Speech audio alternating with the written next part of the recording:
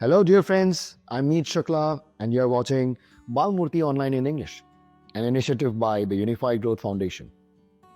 Today's episode, Regulating a Child's Anger, is based on the Gujarati article Krodhnu Niyaman by Praveen Bhai Shah. It explores a challenge every parent faces: the sudden outbursts, tantrums, and frustrations of children. What looks like defiance is often just raw energy, a child's way of saying they feel helpless or unheard.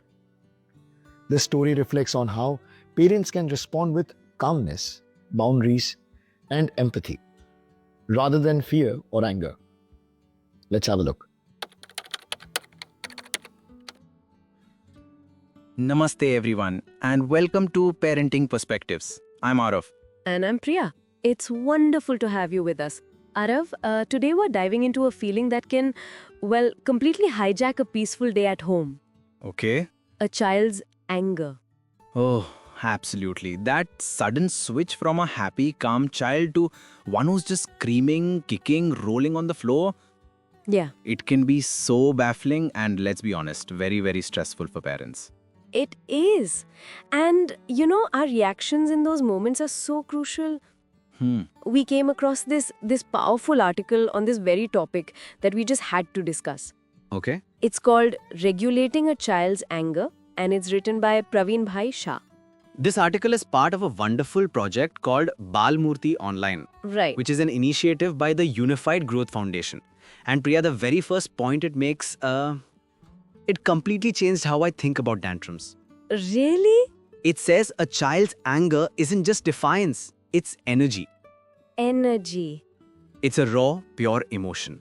Exactly. It's framed as a survival instinct. I mean, think about it. When a child gets frustrated because they were denied a toy or interrupted during a game, Right. they feel helpless. The tantrum is just that frustration spilling over because they don't have the tools to manage it yet. And as parents, our own instinct is, I think, often to panic.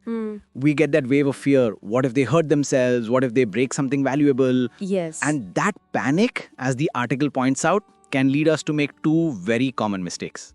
I think many of us will recognize the first one. Yeah. Mistake number 1, giving in just to keep the peace. Ah, yes. Your child is having a meltdown in the supermarket for a candy bar. You held your ground, but now to stop the chaos, you give it to them. It's such a short-term fix for a long-term problem, isn't it? Right. Praveen Bhai Shah calls this a big mistake because you've just rewarded the very behavior you don't want. Your child's brain learns a simple formula. Screaming equals getting what I want. And next time the tantrum just comes faster and stronger. Exactly. The second mistake is just as common. Meeting their anger with our anger. Oh, that's a big one. Our child yells and our first reaction is to yell back. Even louder. We try to overpower them, and it might work for a second. The crying stops. Yeah. But the article gives a stark warning that anger is just being suppressed, not processed. Oh, wow. That energy, it doesn't disappear. It gets stored, and it can return later in more intense or unexpected ways. So, if those are the mistakes, what actually helps? Okay, The article offers this beautiful patient 7-step approach. good. The first step, Arav, is the hardest. You have to let the outburst happen. It sounds so passive, but it's actually an active choice. Right. Don't interrupt, don't scold. Just stay close.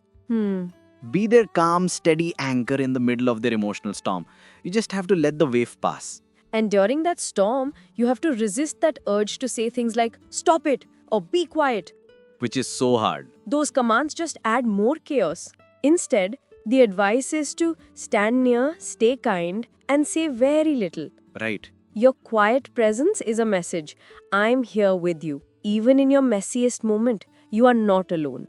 That is so powerful. It's about providing emotional containment, not criticism. Yes.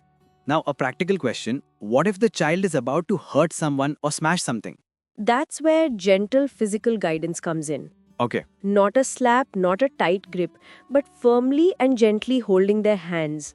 Sitting beside them and making your presence reassuring, not threatening. The goal is safety, not punishment.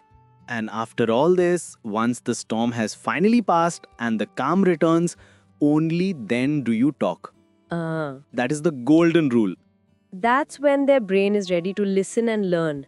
Right. You can then gently explain why the behavior wasn't okay and help them reflect. And this leads to the final and I think the most crucial step for us as parents.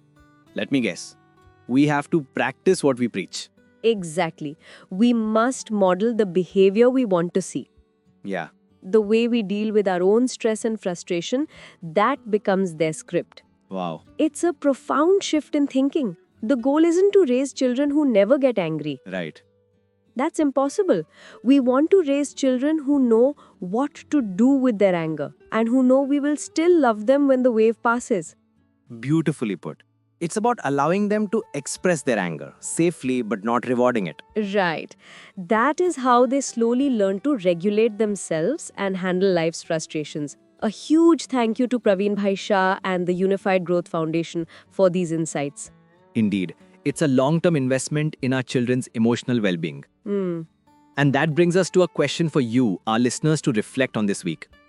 Now, here's a question we'd like you to think about.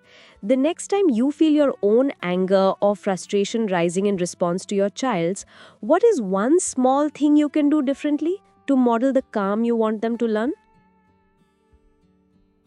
This episode reminds us that anger in children is not something to crush, but something to guide. Patiently and with presence. I would like to hear your perspective. When your child gets angry, what approach has worked best for you in handling the situation? Share your thoughts in the comments. Your experience might give hope and guidance to other parents. And don't forget to like, share, and subscribe to our channel. Follow us on our social media handles and visit our website for more such meaningful conversations. Namaskar.